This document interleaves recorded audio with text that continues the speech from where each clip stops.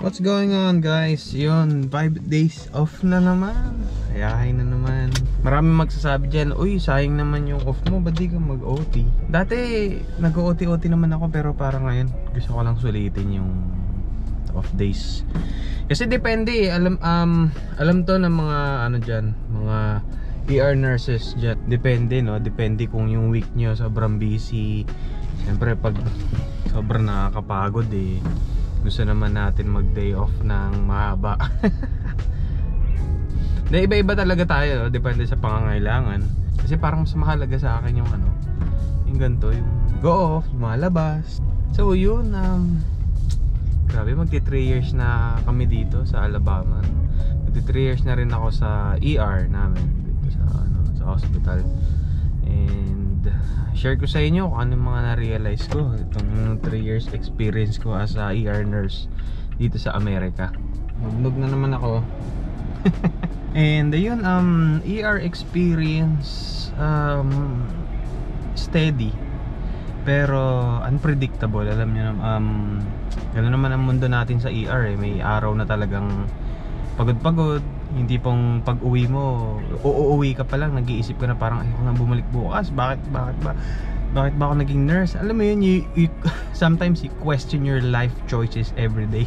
Of course, nangyayari lang naman yun kapag medyo yung flow ng duty sa ER is toxic.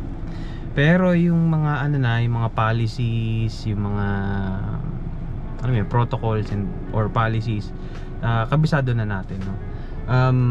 Talaga kasi ako cautious talaga kasi ako or alam niyo naman tayong mga Pilipino, cautious tayo. Yung mga local dito, kultura na lang talaga siguro nila yun kapag paano sila makipag-usap sa mga pasyente. Medyo parang sa atin parang hindi tayo ganoon. Pero minsan kailangan maging firm ka rin pero hindi ka naman sa in a way na parang disrespectful, no? Hindi naman siya parang rude, hindi rin siya alam niyo yun, hindi naman parang bastos yung way na makipag-usap ka, no? Pero talagang kailangan matutunan mo rin maging firm dito yung tipong i-stand mo yung yung knowledge mo na for the sake of the patient's condition. May mga pasyente rin kasi talagang alam niyo matigas ang ulo. Ayaw ma-admit, ayaw magpa-NG tube, talagang kailangan, pero ayaw talaga nila. Parang nililigtas mo lang talaga yung buhay nila talaga ang ER hard love talaga. Yung tipong kailangan, yung magalit ka na kung magalit, pero talagang kailangan mo to ganun ang natin ganun ang buhay natin sa ER. Pero yun nga, napag differentiate ko na nasa Pilipinas ka na parang subukan mo nga minsan magtaas ng boses na talagang bibidyoan ka na ng pasyente. Ako kasi may experience naman ako sa Pinas. Ang disadvantage din kasi ng experience ko sa ER sa Pilipinas, yung mga gamit hindi masyado yung parang parehas dito sa Amerika. Meron naman mga hospital sa Pilipinas, no, yung mga sikat na hospital, no. Okay sana kung may experience kayo sa mga ganong hospital kasi medyo okay, mas advanced na yung mga gamit. Pero kasi experience ko sa ER sa Pinas yung alam mo yung mga IV natin, mga may wing, yung maiikli. Hindi katulad dito parang ga-pencil yung yung haba ng ng IV cannula namin. Hindi ako sanay dun, so it takes time. Dito parang minsan nakakatanga, no. Yung una kong humawak ng mga vital signs machine, parang saan yung start stop dito, parang nakakatanga lang. Minsan yung mga yung paano mo i-approach yung mga doktor, kasi alam niyo naman sa atin, no, kung i-approach mo sa kanila kailangan talagang maingat ka. Dito talaga parang dito talaga nire-respeto ng doktor yung yung kung anong tingin mo sa pasyente, kung anong suggestion mo, talaga nila, no-honor talaga nila. Yun, isa pa yun sa mga mga medyo mahaba-habang oras ang kinailangan ko para makapag-adjust, makipag-usap sa mga doktor. May isang doktor doon, parang sabi nga niya, bakit nung una ka dito parang parang hesitant ako makipag-usap, mga ganyan. Sa ating sa Pinas kasi ano parang sasabihan ka na lang ng doktor na nag-order na ako diyan, ganito eh. Ewan ko ba ganun din ba sa inyo? Hindi ko naman nilalat, no, pero ganun din ba sa inyo? Okay naman na, komportable na rin ako, kahit wala akong Pilipino nakasama, kahit patapos na ako dito sa hospital na kung saan ako nag-work, sa ER. Alam niyo yun, hindi ko na kinakaya kung hindi naman ako ganun kagaling mag-English pero alam mo yun, may kisama ka lang sa mga mga kasama mo dun magiging tropa-tropa na kay lahat. Yun naman ang mahalaga basta parang tropa mo yung mga yung mga kasama mo, parang rin sarap na rin dumuti ganun na rin pag may teamwork na kayo, may flow na kayo, kasi parang magkakaibigan na kayo, mas lalong komportable na rin gumalaw sa work. Mamimiss ko siguro ang ER, kasi siguro ang next na unit na gusto kong pasukin yung medyo mas slow na muna, kasi guys napapagod na talaga ako, napapagod lang talaga ako sa ER. Number one nga yun ang lugar na na yung parang burnout rate ba ng mga nurses yan, kasi non-stop talaga ang ER lalo na kapag yung mga regional hospital ay talaga, promise tuloy-tuloy yan. Parang walang patay na oras meron man pero parang isang oras lang ganun, pero lang sabak ulit na naman. Okay ba ang walang experience pumunta ng Amerika para mag-work sa ER? Kung malakas ang loob mo, okay lang. Wala namang pumipigil sa'yo, pero talagang gapang talaga yung adjustment. Una sa culture and sa pakikipag-usap sa mga lokal, kasi parang iba na rin silang kausap iba na rin ang paano mo silang kakausapin tsaka iba na rin sila paano yung mga humor nila, iba na rin.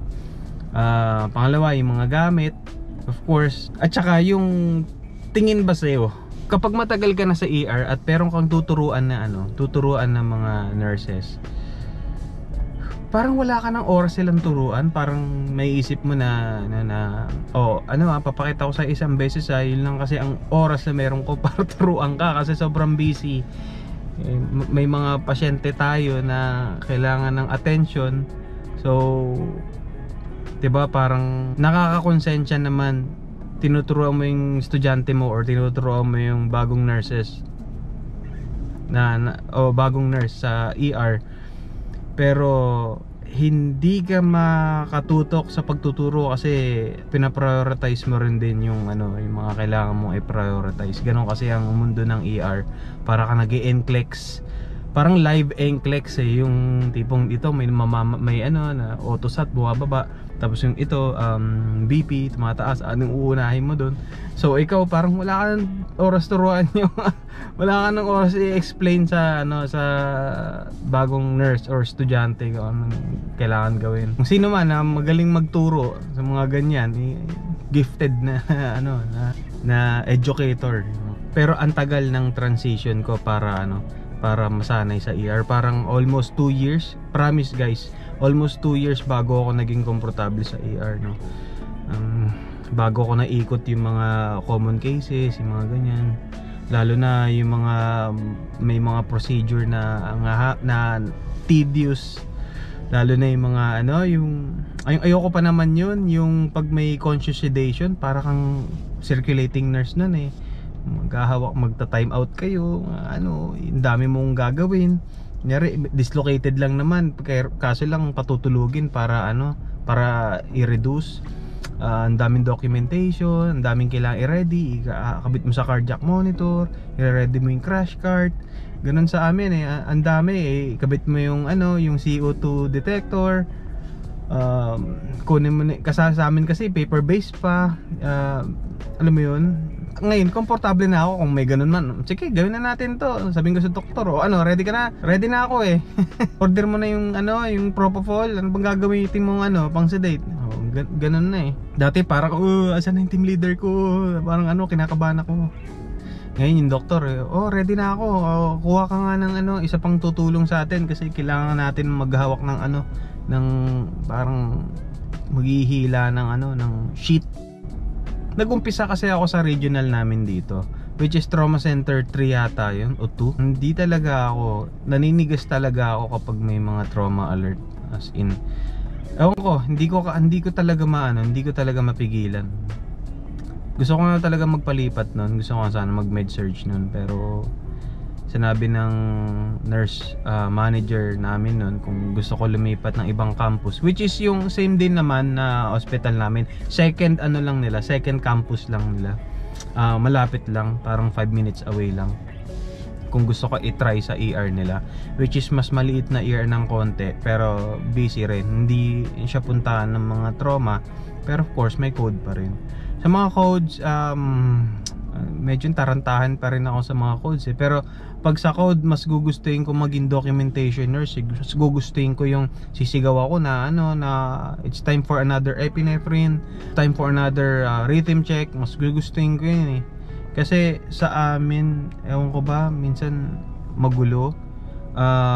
Hindi sila nag-a-assign sa mga yung team, mga code team. Sino ba ang ngayon, compression nurse, sino ba ang medication nurse, sino ba ang documentation nurse. Ewan ko ba, ba't ganun, walang kaya ang hirap kapag nahuli kang dumating. Kunyari, nagtawag yung yung kasama niyo everybody to room 1, we have a code. Pag nahuli kang dumating doon, parang hindi mo alam gagawin mo kasi lahat sila parang may role na, may kanya-kanya ng role na gustong hawakan. Pag may nakita kang isa doon, may hawak na ng papel, documentation nurse na. May isa doon, ina-IBhan na, wala na, na yun, medication nurse na yun. Ikaw, ano pang gagawin mo doon? Parang kung mahuli ka man, ikaw na lang yung pumalit sa nagko-compress. Pwede rin kung kung nahuli kang dumating, ikaw yung runner. Kunyari, may kailangan, wala ng epinephrine, kuha ka, takbo ka dun sa sa medroom nyo, i-override mo na lang. So, ganun na. Mas mas komportable na ako sa ER namin. Dati kasi talagang takot talaga eh. As in, okay bang i-override to? Yung lang tawag dito, yung kasi kapag kami dito, pag nagpe-prepare kami ng IM, intramuscular na Rocephin, which is yung ceftriaxone antibiotic, laging may lidocaine. Dati kasi sa Pilipinas, 'di ba? Yung mga ganyan na lang saline na lang, 'di ba? Sakit pa rin. Dito sa Shell, haluan mo ng lidocaine. Hindi mo naman kailangan sa amin hindi mo kailangan mag-order ng hindi nila kailangan mag-order ng lidocaine. Pwede mo i-override kasi yun, pang-mix talaga yun. Pero of course, maingat pa rin ako kasi ayoko pa naman kapag may tinawag na naman ako, tatawagin ako ng manager na meron kang di na waste, explain mo dito ba't di mo na waste. Ayoko pa naman ng ganun. Parang I'm hard on myself pag may ganun pa naman. Parang hindi ko mapatawad yung sarili ko na ano ba yan, maingat ako sa mga gamot, mga ganyan, sa mga waste, tapos meron ako hindi na waste, mga ganun. Kayo, yung mga dyan, yung mga ER nurse dyan, kamusta naman ang nyo? Share nyo naman, comment kayo, share nyo naman experience nyo from yung una kayo dumating dito, first 6 months nyo to 1 year, hanggang sa ngayong ilang taon na kayo sa ER. Ayan. Or kung ano man unit nyo, share nyo naman yung before and after nyo. Parang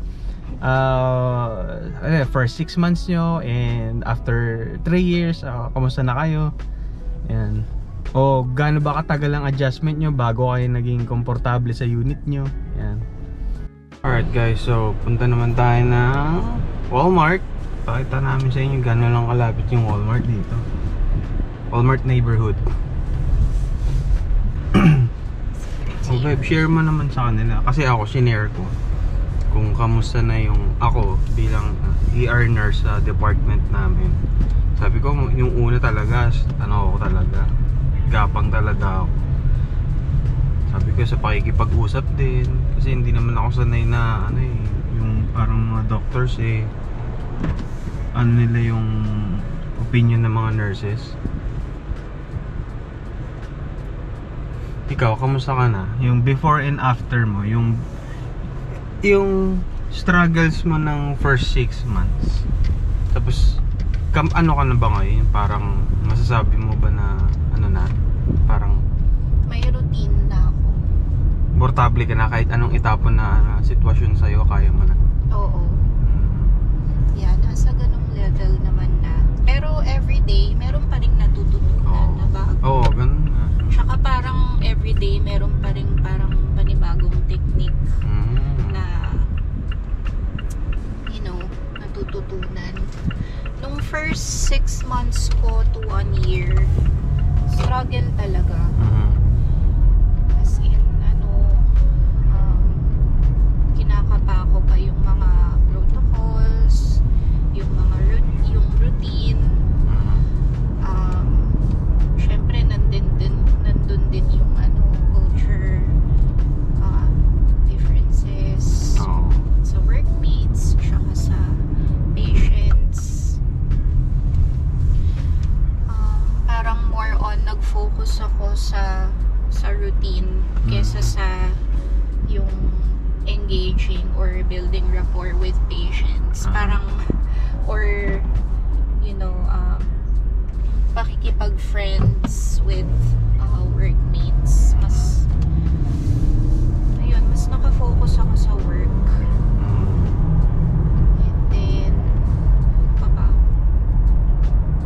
terms yung sa mga parang dati na nakaka-overwhelm na mga cases, ngayon parang kapag may mga ganun ka pa rin bang cases? Medyo na-anticipate mo na kung anong pwedeng i-order, kung anong dapat mong gawin, ganun. Pero ang hirap din kasi pag yung nasasanay ka na na tawag doon, na medyo ethics. Yung nasasanay ka na ang tagal mong lang, parang chill ka lang sa duty. Tapos biglang may dadating na parang kumari yung na pangit or yung admission mo is parang pang ICU, ganun. Parang mabibigla ka pa rin. Alam mo yung ganun kasi nga most of the time parang naman, chill naman sa duty. Ganun. Gaya nung last paano sa sa gamit? Dati ba kapaka pa rin sa gamit, tapos yung parang hindi mo alam saan nakalagay itong mga ganito, tapos pag hawak mo parang hindi mo alam paano gamitin. Ngayon ba halos parang lahat na rin ng gamit parang alam mo na paano gamitin? Oo. Ganun din ako noon parang Diretso ka na. isa yun sa mga ko rin parang nakakainis naman kung alam ko lang paano gamitin to, hindi ako mang-iistorbo ng ng kasama Yun talaga yung I would say na pinaka-importanting malaman mo on your first day kung saan yung mga gamit. Teka, tuloy natin ulit. Guys, dito kami sa Walmart, may konti lang kaming bibiliin. Yan siya Walmart neighborhood. Guys, pauwi na kami.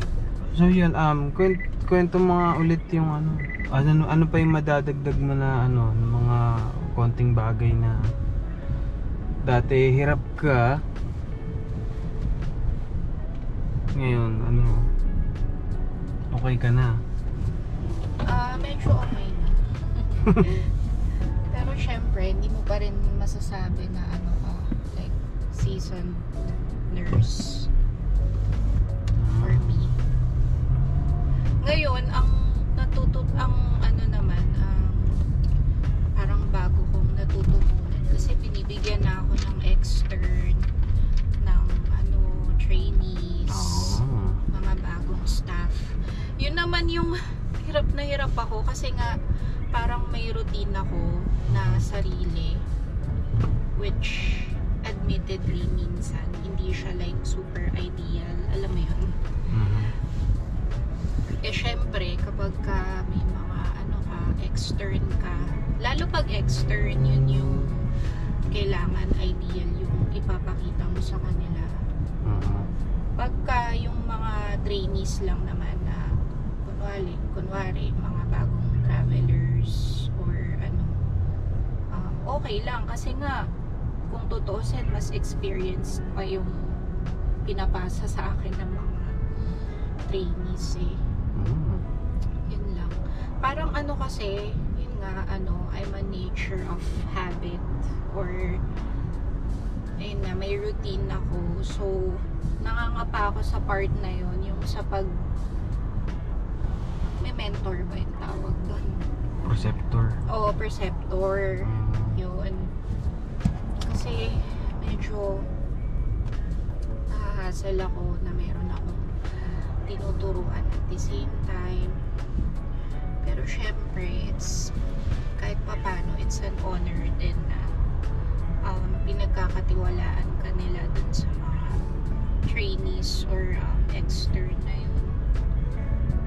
Yun naman yung bagong sa akin, adjustment na ginagawa ko. Ako nga, sabi ko sa mga kasama ko, kasi minsan binibigyan din nila ako ng tuturuan. Sabi ko, as much as possible, huwag niyo akong bibigyan. Kasi medyo unorthodox yung ko eh, yung paano ako sa ER eh. Minsan hindi ko rin ma-explain na bakit ganito, bakit ganyan. Tsaka ako eh, sabi ko, hindi ako masyado nagsasalita. Hindi ako masyado ma-explain. Pero alam ko yung ginagawa ko, sabi ko. Yung nahihirapan ako minsan i-explain sa mga estudyante. Same. Hindi rin ako masyado masalita unless yun nga magtatanong. Kasi minsan hindi rin ako komportable na kunyari may pasyente tapos andun yung estudyante, yung parang bibigyan mo siya ng konting, kasi appropriate na ganun eh, para matutunan nila eh. Bibigyan mo sila ng konting reinforcement sa alam mo bakit natin binibigay ito, bakit ganyan. Parang minsan kasi hindi nila rin mapigilan pag nandun sila sa loob ng room ng pasyente, magtatanong sila na bakit gano'n. Parang ikaw huwag ka muna magtatanong dito kasi syempre ayaw mo naman na yung hindi lahat ng pasyente parang willing na yung parang pinag-aaralan sila or inexperience yung yung nurse na sa kanila, naka-assign sa kanila. Ayun. Tsaka diba ideally talagang mag-a-assess ka sa patients. Pero siguro maganda rin matutunan ng mga extern, lalo na kung paano mag head to toe assessment na hindi ka aabutin ng 1 hour or alam mo yun, ng sobrang tagal dun sa patient. Siguro ang ko na lang sa mga estudyante or may tinuturuan man ako, pag